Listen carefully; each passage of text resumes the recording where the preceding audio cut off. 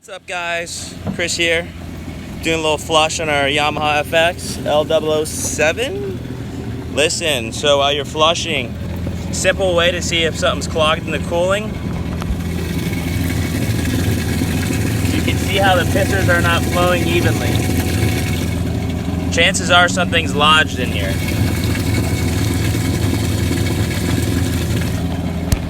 I'm going to show you the best way to unclog this. So, while the ski's running, you can take this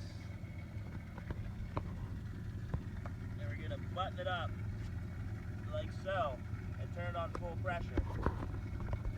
While the ski's out, maybe 10 seconds while the ski's running. Go ahead and do both of them, even the one that's not clogged, to clear any debris that's in the cooling system. Cool. So we just back flushed it. I did all the flushers while the ski was running, of course. Now you can see we have a smooth, consistent trickle for both pissers. That's called back flushing. That's going to pull any shells, sand, anything out of there. It's going to blow it out of all the other bypass fittings, flow it back through the pump. That's going to ensure the ski's being cooled properly.